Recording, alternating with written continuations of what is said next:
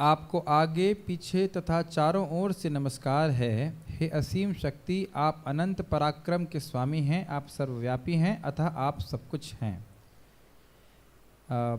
तात्पर्य, कृष्ण के प्रेम से अभिभूत उनका मित्र अर्जुन सभी दिशाओं से उनको नमस्कार कर रहा है। वह स्वीकार करता है कि कृष्ण समस्त बल तथा पराक्रम के स्वामी हैं और युद्ध भूमि में एकत्र समस्त योद्धाओं से कहीं अधिक श्रेष्ठ हैं। विष्णु पुराण में कहा गया है, योयम तवागतो देवा समीपम देवता गणाः सत्वमेव जगत सृष्टा यतः सर्वगतो भवान। आपके समक्ष जो भी आता है, चाहे वह देवता ही क्यों ना हो, हे भगवान, वे आपके द्वारा ही उत्पन्न है, अर्थात भगवान से शक्ति में हीन है। इस संबंध में एक महाराज बता रहे थे, कह रहे थे कि जब भक्त को, नहीं क्षमा कीजिएगा, प्रभुपाद जी अपने तात्पर्य में समझाते हैं कि जब भक्त को भगवान का साक्षात्कार होता है तो उसके पास और कोई विकल्प नहीं होता या और कोई कार्य नहीं होता सिवाय भगवान को प्रणाम करने के। क्यों? क्योंकि वो समझ पाता है कि भगवान किस प्रकार से भगवान की कृपा में ही वो जी रहा है। अभी तो हम लोग जीव कृपा में ही रहे हैं भगवान की, लेकिन मज़े से सांस ले रहे हैं, हवा ले रहे हैं, पानी ले रहे हैं, सब कुछ ले रहे हैं, लेकिन अकृतज्ञता है हमारे जीवन में। लेकिन यहाँ पे आप देख रहे हैं कि किस प्रकार से भगवान के ऐश्वर्य को देख करके भगवान को नमस्कार करना ये अर्जुन के लिए सहज हो गया, क्योंकि दिख रहे हैं किस प्रकार से भगवान सर्वशक्तिमान है, सारे पराक्रमों के स्वामी हैं और सभी कुछ उनके द्वारा हो रहा है। तो क्यों नमस्कार कर रहे हैं अर्जुन, कृपया भक्त बताएंगे जिनको समझ में आ गया। खाली एक ही भक्त को समझ में आ गया, बाकी लोग किसको नमस्कार कर रहे हैं? Yes, just turn this laptop in the way that devotees don't see that. या इसको घुमा दीजिए इसके। हाँ जी, क्यों नमस्कार कर रहे हैं दाशरथी प्रभु? यस, माइक दीजिए। क्योंकि अर्जुन जान गए हैं कि भगवान सर्व कारणों के कारण हैं और अब वो देख भी रहे हैं, साक्षात देख भी रहे हैं, और इस कारण से भगवान की कृतज्ञता प्रकट करने के लिए वो नमस्कार, भगवान के प्रति कृतज्ञता प्रकट करने के लिए वो नमस्कार का सहज रूप से इनके समर्पण होना चाहिए। एक और इंटरेस्टिंग बात यहाँ देख रहे हैं कि उनको समझ में आ रहा है कि भगवान के अलावा और कोई आश्रय जगत में नहीं, और जितने भी देवता हैं वो भी भगवान से ही आए हैं, भगवान पे ही आश्रित हैं। तो आश्रय लेने वाले एकमात्र व्यक्ति भगवान कृष्ण। ये ध्यान देना चाहिए कि अर्जुन को ये सब सीखने की जरूरत नहीं है, लेकिन ये एक साधक के जीवन में ये प्रोग्रेसिवली होता चला जाएगा। जैसे वो भजन करते जाते हैं, भगवान ये अपने उसके हृदय में ही बात प्रकट करते हैं कि आश्रय केवल कृष्ण है, उनको ही नमस्कार करना चाहिए। ओके, नेक्स्ट हम पढ़ेंगे 41-42। सखेति मत्वा प्रसभं यदुक्तम्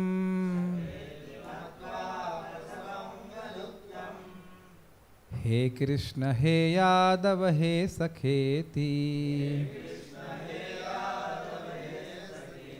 अजानता महिमानां तवेदं मया प्रमादत् प्रणयेन वापि।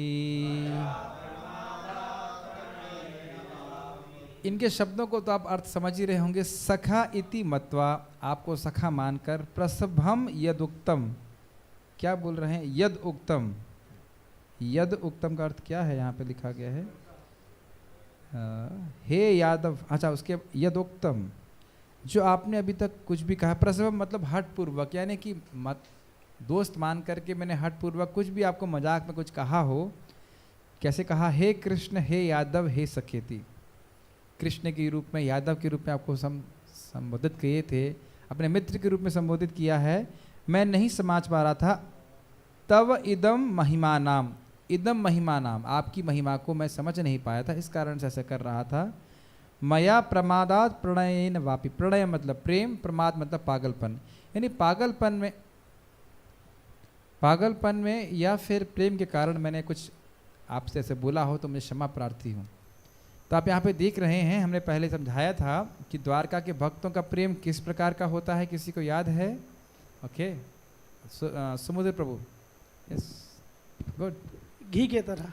घी की तरह। और क्या होता है घी का अर्थ? नहीं, पिघला हुआ घी। और नॉर्मली देखिए, जब भगवान ऐश्वर्य प्रकट नहीं करते हैं तो ऐश्वर्य की उपमा दी जाती है एक सोने के सिक्के से जो घी के पेंदे में होता है, तो दिखाई नहीं पड़ता है, जैसे आप यहाँ देख रहे हैं। अर्जुन प्रेम में उनको बोलते थे, कृष्ण आपके अंदर एक बहुत सुंदर गुण है कि आप कभी झूठ नहीं बोलते। मतलब भगवान बहुत बार झूठ बोलते हैं, क्या बोलिए, लीला में जो है कुछ बोल देते हैं, तो अर्जुन मजाक करते थे कि आप तो कभी झूठ नहीं बोलते, ये बहुत अच्छा गुण है आपके अंदर कृष्ण। तो इस प्रकार से भगवान के संग मजाक करते थे, भगवान के संग खाना खाते थे, भगवान के संग सोते थे। हम तो कल्पना भी नहीं कर सकते कि इस प्रकार की मित्रता अर्जुन की थी। तो हम ये बात क्यों बोल रहे थे? हाँ, तो जब भगवान के ऐश्वर्य भगवान प्रकट नहीं करते तो भक्त तो ऐसे ही करते हैं, लेकिन जब भगवान ऐश्वर्य प्रकट कर देते हैं तो फिर उनका जो प्रेम है वो पगले हुए घी की तरह हो जाता है, वो शिथिल हो जाता है। ये बात और यहाँ पे हम होता हुआ देख रहे हैं। ओके, यच्चावहा सार्थम सत्कृतोऽसि विहार शय्यासन भोजनेषु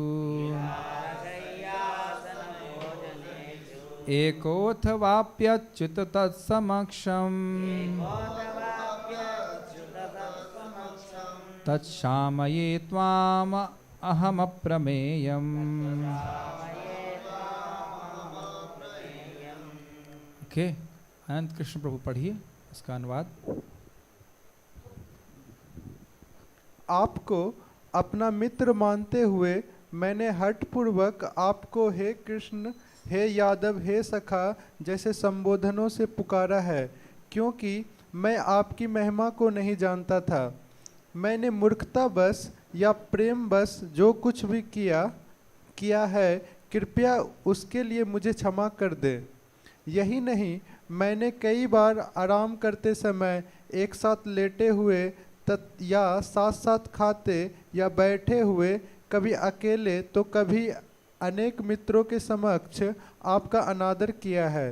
हे अच्युत, मेरे इन समस्त अपराधों को क्षमा करें। जरा विचार करें कि भाई अर्जुन ने आराम करते हुए या लेटते समय भगवान के प्रति क्या अनादर किया होगा। माइक पे बोलिएगा अगर आप विचार करें, क्योंकि देखिए अगर आप पढ़ के निकल गए होते तो आप इतना ही कभी सोचते नहीं। विचार कीजिए कि अर्जुन जब भगवान कृष्ण के संग सो रहे थे बेड पे तो क्या अनादर कर दिए। जैसे एक तो शास्त्र में कहा गया कि भगवान की तरफ पैर नहीं किया जाता है। ओके, और मैंने कहीं लीला में ही राधा गोविंद महाराज की सुना था कि वो पैर अपने पैर जो है वो कृष्ण के पैरों पे रख देते थे या पेट पे रख देते थे। नेचुरल सी बात है, जो सो रहे हैं तो पाँव टच कर जाना है तो बड़ी मतलब एक सामान्य सी बात है। तो मित्रता में है, लेकिन भगवान को तो हम ये नहीं कर सकते। हाँ, लेकिन वो भगवान के संग नहीं सो रहे, अपने मित्र कृष्ण के साथ सो रहे हैं। लेकिन अब वो जानकारी हो गई तो इसलिए वो एक्सक्यूज प्रकट कर रहे हैं कि वो जो मैंने किया वो अब गलत है। लेकिन महाराज और मजाक में बोल रहे थे कि अभी भले क्षमा मांग रहे हैं, लेकिन जैसे गीता खत्म हो जाएगी उसके बाद फिर कहेंगे मेरा रथ हाको। ये थोड़ा सूक्ष्म विचार है, योग माया और महामाया कैसे कार्य करती है। अभी मैं महाराज का लेक्चर सुन रहा था तो वो बता रहे थे कि किस प्रकार से वसुदेव जी नारद जी को पूछते हैं कि अरे भाई मैं भगवान का भजन मुक्ति प्राप्ति के लिए किया ही नहीं, मैं तो बेटा ही मानता रहा। अब वो ये नहीं समझ रहे हैं योग माया के प्रभाव से कि यही परफेक्शन है, मुक्ति से भी श्रेष्ठ है जब जीव अपना संबंध, सहज संबंध भगवान से समझने लग जाए। तो योग माया क्या कर रही है, वो सोचते हैं कि मैं कृष्ण को भगवान मानूं, लेकिन उनको मानने नहीं देती, उनके हृदय में वात्सल्य को भर देती है। जैसे हम लोग सोचते हैं कि हम अपने आप को आत्मा माने, लेकिन जब भूख लगती है तो तुरंत हम शरीर मानने लगते हैं। होता है कि नहीं? कोई उनको गाली देगा तो तुरंत शरीर बन जाते हैं, और जब क्लास देने बैठते हैं तुरंत आत्मा बन जाते हैं, है ना। तो क्लास के समय में आत्मा हो जाते हैं, उसके बाद फिर से शरीर हो जाते हैं। तो ये क्या हो रहा है, ये सब माया के प्रभाव से हो रहा है। तो हम नहीं चाहते हैं कि हम शरीर के धरातल पर रहें, लेकिन माया के प्रभाव से हम लोग उसमें आ जाते हैं, शरीर के प्रभाव में। लेकिन उसी तरह से हमें अपोजिट वे में योग माया उनको भगवान नहीं मानने देती, उनको अपना मित्र मानने लगते हैं। और इससे क्या भगवान को सुख मिलता है या भक्त लोग अपराध करते हैं? जब मजाक करते थे अर्जुन, यस, भगवान को सुख मिलता है जब गोपियाँ उनको तारण भाषण करती हैं, या माता मोरे पुत्र भाव कौरीर शासन, अब इस प्रकार से यशोदा मई डांटती हैं कुछ उनको, तो भगवान कृष्ण को बहुत अच्छा लगता है। तो ये बात अर्जुन के भाव थोड़ा चेंज हो रहा है यहाँ पे कुछ समय के लिए कि वो भगवान मान रहे हैं, अन्यथा भगवान को यही अच्छा लगता है कि उनके भक्त उनसे प्रेम का आदान प्रदान करें। और इसके लिए चैतन्य महाप्रभु आए थे, क्योंकि उन्होंने कहा पूरा अंतर ये है। माइक पे पूछिएगा in case, because it has to be recorded also. Yes, devotee can hear your question. Yes. हम महामाया के प्रभाव से हम भगवान का जो भगवत्ता को हम नहीं समझते, और वो लोग जोगमाया के प्रभाव से भगवान का भगवत्ता को नहीं समझते, तो इसमें अंतर क्या है? ये अच्छा प्रश्न है, क्योंकि माया के प्रभाव में हम भूल जाते हैं कि भगवान कौन है और अपना संबंध भी भूल जाते हैं भगवान से। लेकिन योग माया के प्रभाव में वो ये भूल जाते हैं कि भगवान कृष्ण कौन है, लेकिन कृष्ण को नहीं भूलते। समझ गए? और उनको ये पता रहता है कि भगवान कौन है, भगवान नारायण है, लेकिन कृष्ण भगवान नहीं है, कृष्ण तो हमारे व्यक्ति हैं, ऐसे करके। और द्वारका के भक्तों को पता रहता है कि भगवान है, लेकिन ये स्वामी का भाव या जो भी मतलब जो सेवक का भाव, ये वहाँ बहुत ज़्यादा रहता है।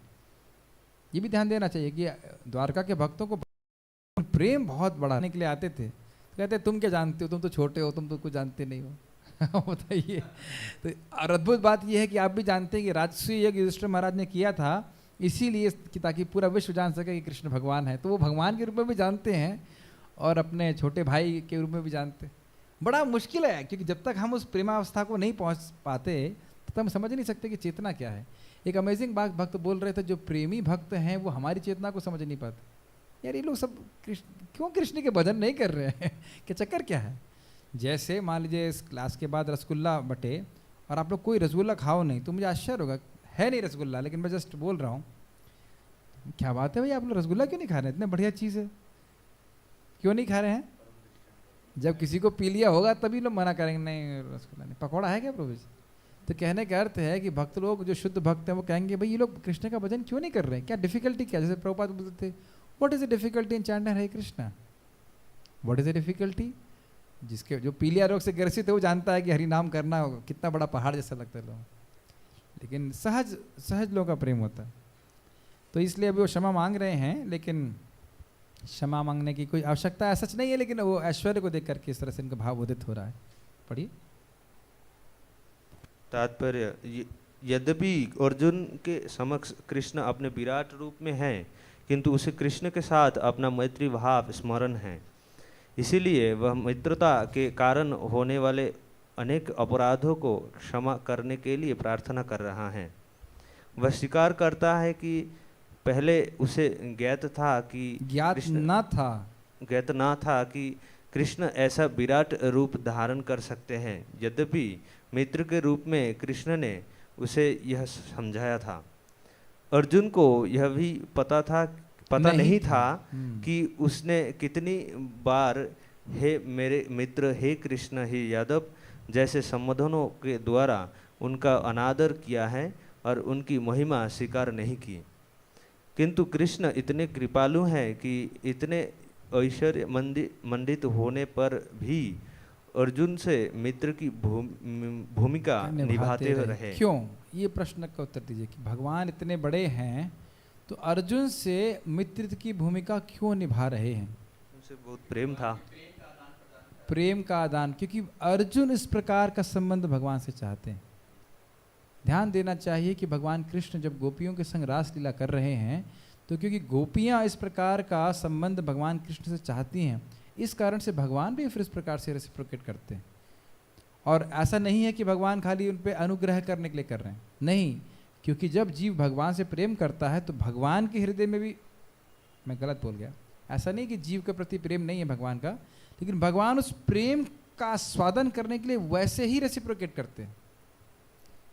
ये बात आप समझ रहे हैं कि जीव का जो स्वरूप है, स्वरूपगत प्रेम है, जो संबंध है, वैसे उस प्रकार से वो भगवान से आदान प्रदान करना चाहता है, तो भगवान भी आदान प्रदान करना चाहते हैं और एकदम परफेक्ट रूप में करना चाहते हैं। इस संबंध में मैं ज़रूर बोलना चाहूँगा कि हर व्यक्ति यहाँ इस जगत में एक परफेक्ट स्वामी, परफेक्ट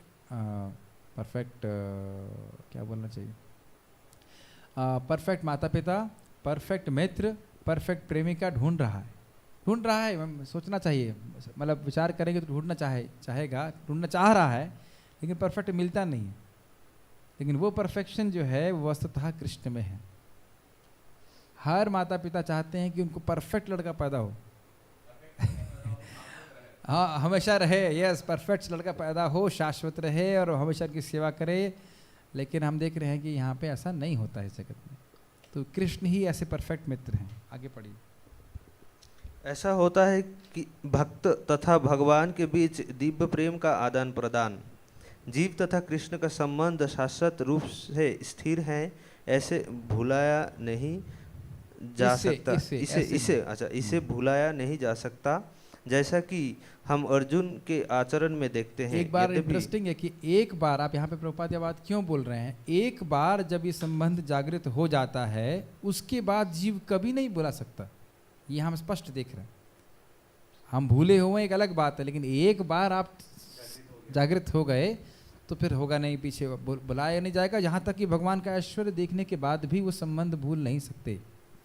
दूसरी बात यह है कि इस पथ पे, जागृति के पथ पे हम जितना आगे बढ़ रहे हैं, अब बढ़ते ही जा रहे हैं, पीछे नहीं जा रहे। ये अब इसलिए अगर हम वैष्णव अपराध नहीं करते हैं तो, और वैष्णव अपराध करने से भी प्रगति रुक जाती है, खत्म नहीं होती।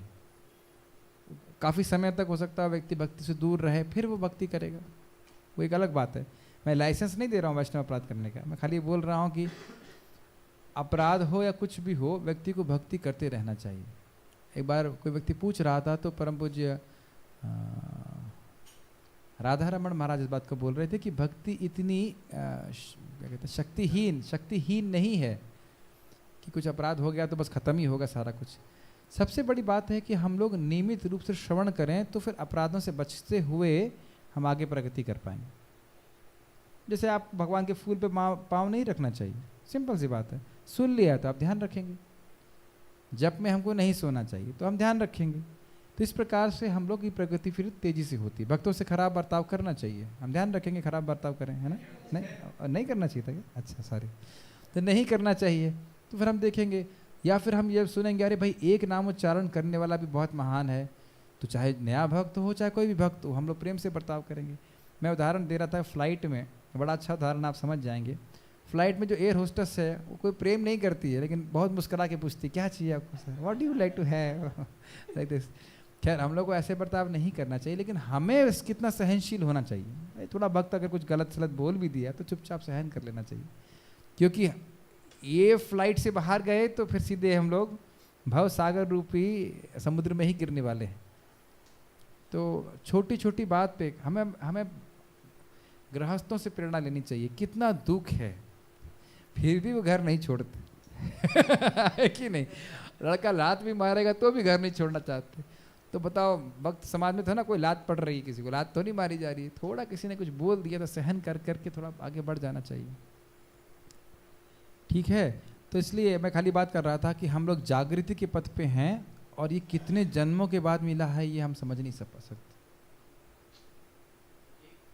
इसलिए विचार करते हुए व्यक्ति को बड़े मनोयोग से कृष्ण भावना का अनुशीलन करना चाहिए, ताकि वो जल्दी से जल्दी कृष्ण भावना में जागृत हो। यस, कहा गया कि हे कृष्ण हे यादव जैसे संबोधनों से मैंने अनादर किया है, और हमारे आचार्यों का है कि हे कृष्ण हे यादव हे सखेति गोविंद दामोदर माधवेति। समझ गए, वो सब ठीक है, लेकिन यहाँ पे वो हे कृष्ण ए कृष्ण, अरे आप तो यादव हैं, अब तो यदु हैं, ऐसे करके मजाक में बोला, मतलब मजाक करते थे भगवान से, और भगवान को बहुत आनंद आता था।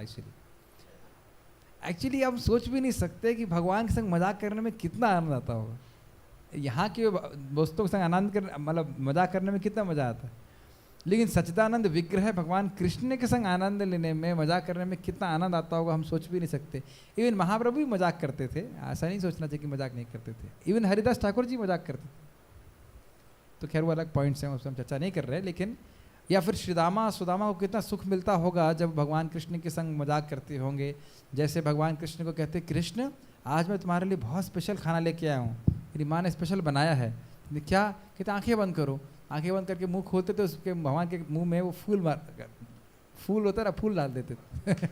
अब बताइए ये क्या कोई देखेगा तो क्या करें, भगवान के संग ऐसा कैसे कर सकते? तो बहुत बड़ा अपराध है, लेकिन प्रेम के कारण अपराध नहीं होता। भगवान को भी बड़ा आनंद आता है ऐसे, तो भगवान कहते हैं ये क्या कर दिया तुमने, ऐसे कर। ठीक है, आगे पढ़िए। यद्यपि अर्जुन विराट रूप का ऐश्वर्य देख चुका है, किंतु वह कृष्ण के साथ अपनी मैत्री नहीं भूल सकता। स्पष्ट हो गया है। पितासि लोकस्य चराचरस्य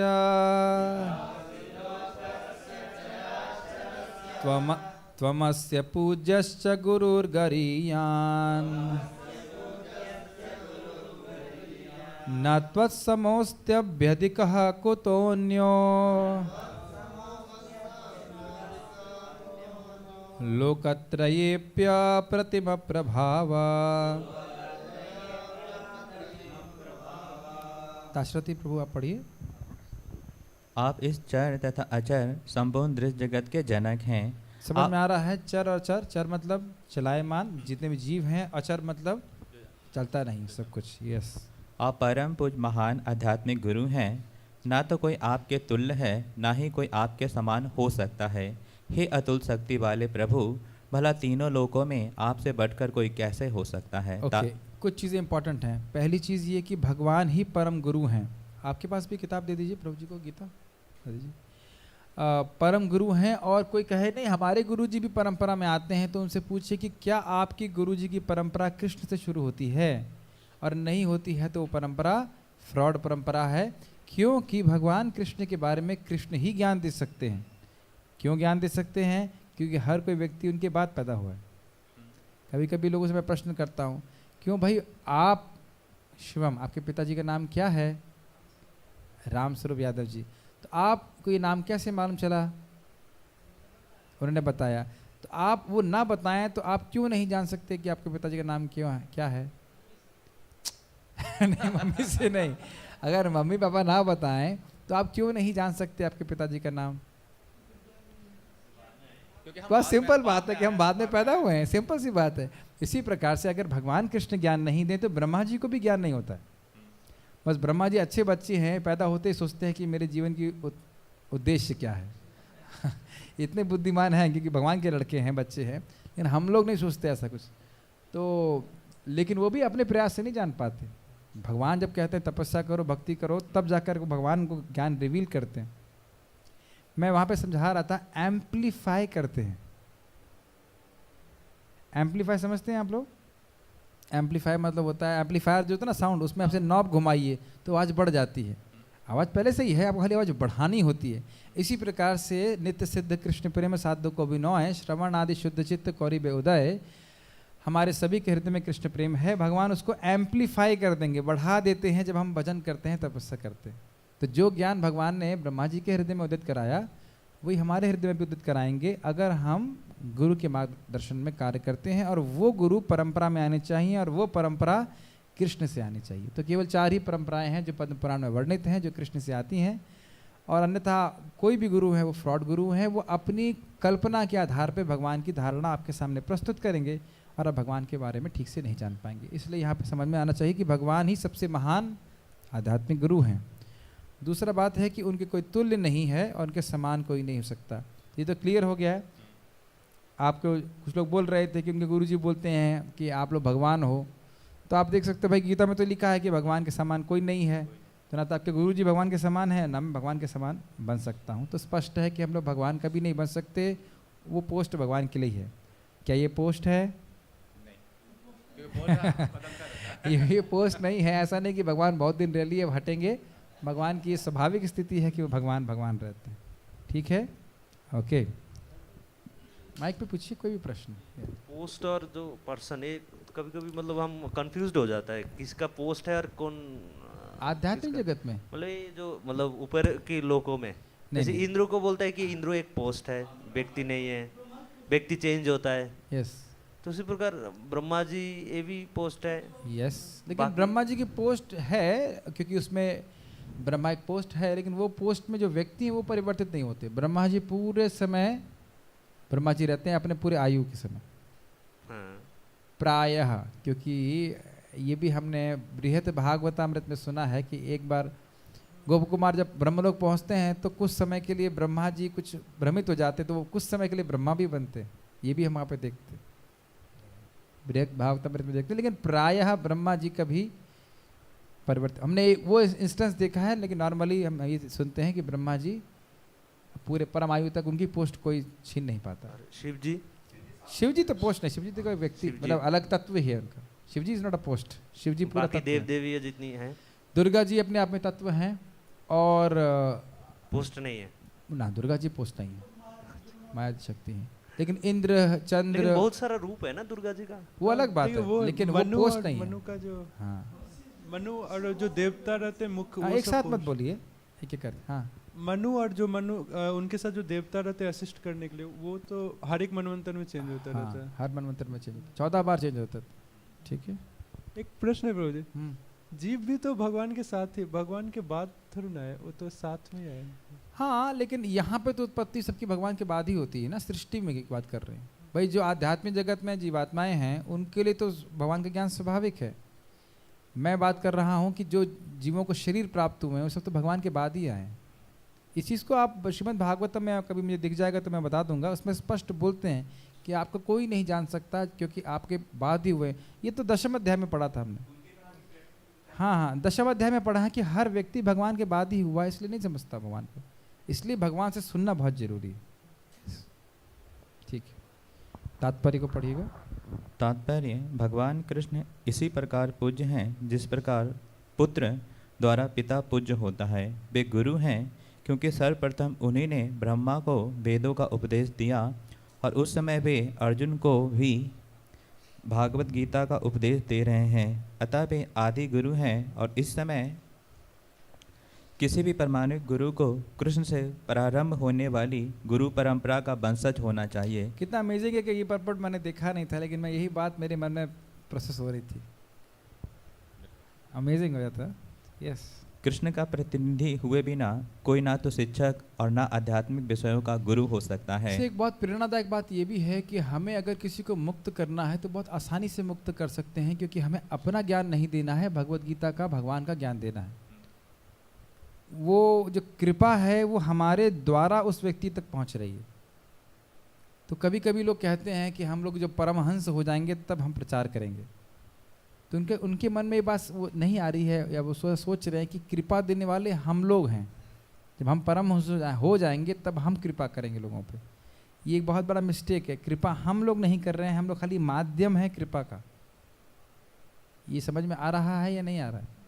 हम किसी पे कोई कृपा नहीं कर रहे हैं, हम कोई योग्यता नहीं है, हमें केवल रिपीट करना है जो भगवान का ज्ञान है, दूसरों को देना है और उससे वो मुक्त हो जाएंगे। यस। भगवान सभी प्रकार से नमस्कार किया जा रहा है, भगवान को सभी प्रकार से नमस्कार किया जा रहा है। उनकी महानता अपरमेय है। अपरिमेय मतलब जिसको मेजर नहीं कर सकते, हाँ, नापा नहीं जा सकता। जैसे मैंने भक्तों को पूछा, हम बाली में थे, सामने ही समुद्र दिखाई पड़ रहा था, हमने कहा भाई इस ग्लास में इतना पानी है, इतना पानी है, हाँ इतना पानी है, तो समुद्र में कितने गिलास पानी है? तो ओके, ये कैसा प्रश्न है? तो नापना बड़ा मुश्किल है। समझ में आ गया आपको कि हमारे पास 2 ड्रॉप कृपा है, तो भगवान की कृपा कितनी है? हाँ, मतलब समुद्र से अंदाजा दिया जा रहा है। यस। कोई भी भगवान कृष्ण से बढ़कर नहीं, क्योंकि इस लोक में या वैकुंठ लोक में कृष्ण के समान या उनसे बड़ा कोई नहीं है। सभी लोग उनसे निम्न हैं, कोई उनको पार नहीं कर सकता। श्वेतासर उपनिषद में 6.8 में कहा गया है, न तस्य कार्यम करणम च विद्यते न तत्समश्चाभ्यधिकः दृश्यते। ये थोड़ा समझ लेना चाहिए कि भगवान को कोई कार्य करने के लिए नहीं है, अर्थात कार्य करने के लिए व्यक्ति का कुछ प्रयोजन, कुछ अभाव अनुभव करता है, इसलिए कार्य करता है। क्यों खाना खाते हैं हम लोग? भूख लगती है। सोते क्यों? नींद आती है। तो हम लोगों के लिए कार्य करने का कुछ उद्देश्य होता है, मतलब हमारे लिए कुछ अपूर्णता है, उसको प्राप्त करने के लिए हम कार्य करते हैं, इजंट इट? तो भगवान कौन सी अपूर्णता है? कोई अपूर्णता नहीं है। तो इसका मतलब भगवान कुछ नहीं करना चाहिए, भगवान को सो जाना चाहिए, और वो सो भी जाते हैं कारण था कषाय विष्णु के रूप में। और जब हाँ, और सृष्टि करते भी हैं तो भी उनको कोई मेहनत नहीं करनी पड़ती, इनकी डेलीगेट कर देते हैं। ठीक है भाई, कारण था कषाय विष्णु भी वो डेलीगेट कर देते हैं, वो डेलीगेट कर देते हैं माया देवी को, और वही करती रहती। सृष्टि स्थिति प्रलय साधन शक्ति रेखा, साधन करने का काम माया देवी करती हैं। तो इच्छा मात्र से हो जाता है। लेकिन भगवान के बहुत सारे कार्य हैं आध्यात्मिक जगत में, और वो उसे कहते हैं लीला।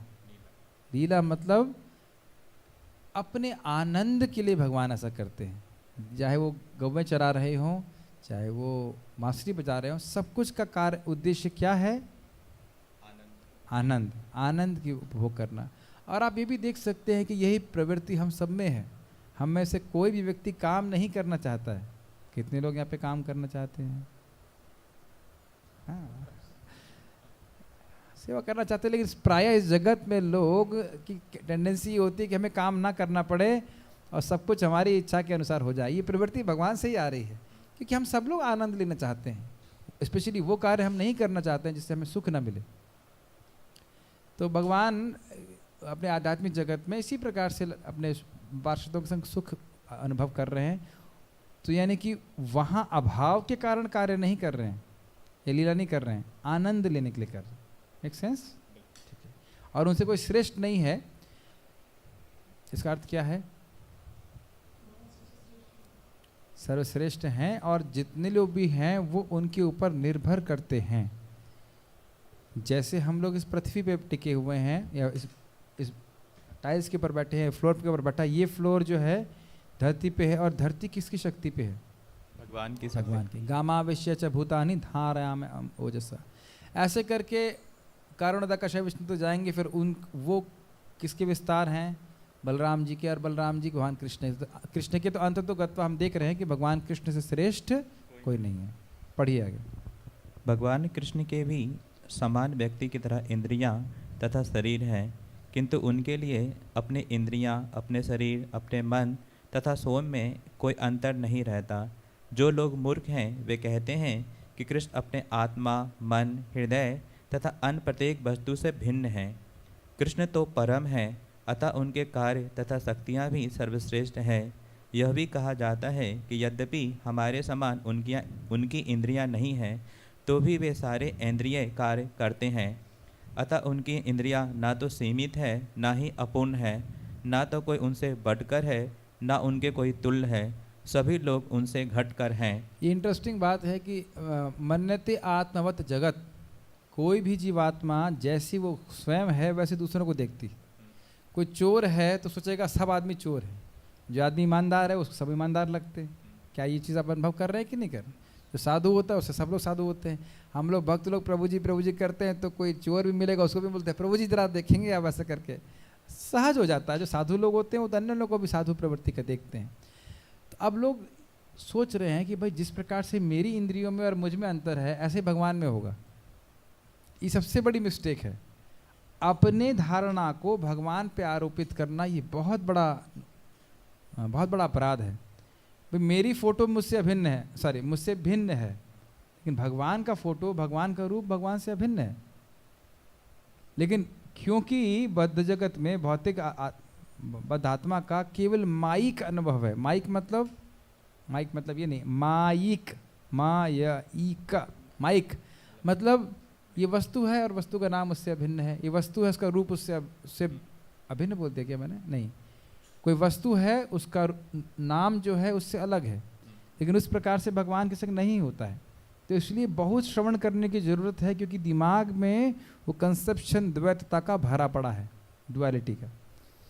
जब हम लोग आत्मा के स्तर पे आ जाएंगे फैक्चुअली, तब समझ पाएंगे कि कैसे भगवान की एक इंद्रिय दूसरी इंद्रिय का कार्य करने में सक्षम है। सिद्धांतिक रूप से अभी स्वीकार कर लेना चाहिए ताकि ये भगवान के प्रति अपराध नहीं हो। जैसे अर्चे, मैंने एक व्यक्ति मुझे बोल रहे थे हम मूर्ति पूजा को नहीं मानते, और हमने आर्य समाज में ऐसा सुना है, ऐसा ऐसा। हमने कहा आप किसको मान रहे हो? आप कुछ नहीं जानते हो कि भगवान का विग्रह भगवान से भिन्न है या नहीं है। आप भी किसी पंथ को मान रहे हो, आपका कोई अनुभव नहीं है। वो शॉक्ड। ने कहा आप शास्त्र की बात नहीं मान रहे हो, शास्त्र में स्पष्ट लिखा हुआ है भगवान का विग्रह भगवान से अभिन्न है। आप किसी व्यक्ति के मतामत को मान रहे हो जो कि आप ही की तरह एक बद्ध आत्मा है, जो अपनी इंद्रियों के ज्ञान पर पूरा विश्वास कर रहा है। Make sense to you? जब भगवान यहाँ पे आए थे तो भगवान एकदम ऐसे कार्य कर रहे हैं जैसे लग रहा क्षत्रिय है, सामान्य क्षत्रिय है, जबकि महान कार्य भी करते हैं। लेकिन लोग भ्रमित हो जाते, नहीं तो ये समान ग्वाला है, क्षत्रिय है, ऐसे करके। ऐसे ही भगवान फोटो और विग्रह के रूप में भी आते हैं और ऐसी एक्टिंग करते हैं कि व्यक्ति सोचता है अरे तो मूर्ति है। लेकिन जब कोई जो व्यक्ति भगवान के भक्त होते हैं, भक्ति करते हैं, वो अनुभव कर पाते हैं किस प्रकार से साक्षात भगवान मेरे सामने है, और भगवान ऐसे भक्तों से बात भी करते। मैं उदाहरण दे रहा था कि माता पिता अपने बच्चे से बात करना चाहते हैं। अब छोटा बच्चा बोल ना पाए तो किसकी गलती? वो तो वेट करते हैं ना कब पहली बार पापा मम्मी बोलेगा। तो इसी प्रकार से भगवान विग्रह के रूप में हैं हमारे सामने, क्योंकि हम लोग पापी लोग हैं, भगवान को हर जगह नहीं देख सकते। तो भगवान इस प्रकार से आते हैं ताकि हम उनको देख सकें, उनकी सेवा स्वीकार कर सकें, क्षमा कीजिएगा, वो हमारी सेवा स्वीकार कर सकें। ये मन की बात बाहर आई जाती है हमेशा हम चाहते हैं, लेकिन वस्तुतः हम भगवान के सामने सेवा की भावना में जाना चाहिए। तो खैर हमने यहाँ पे सीखा कि भगवान की इंद्रियां हमारी इंद्रियों की तरह नहीं है, और ऐसी धारणा करना बिल्कुल गलत है और ये अपराध है। यस परम है ना, जैसे है क्लास होता है तो हम घड़ी देखना चालू कर देते हैं। अरे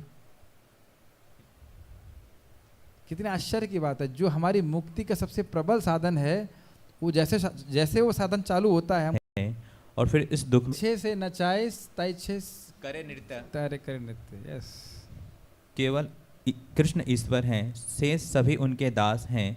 प्रत्येक व्यक्ति उनके आदेशों का पालन करता है, कोई ऐसा नहीं जो उनके आदेशों का उल्लंघन कर सके। इस बारे में मैं सोच रहा था कि देवताओं के द्वारा जो भी वरदान प्राप्त होते हैं वो भगवान के द्वारा होते हैं, तो मैं सोच रहा था कि क्या भगवान से पूछ पूछ के देते हैं, लेकिन एक्चुअली ऐसा नहीं है।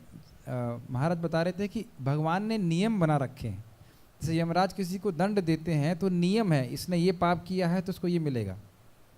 जैसे यहाँ पे भी सरकारी जो अब डिस्पेंसेशन होता है, कोई वस्तु बांटी जाती है तो गवर्नमेंट ने जो नियम बना रखा, जो बैल हैं वो बंधे, जैसा कि ब्रह्म संहिता में कहा गया है कि वे समस्त कारणों के कारण हैं।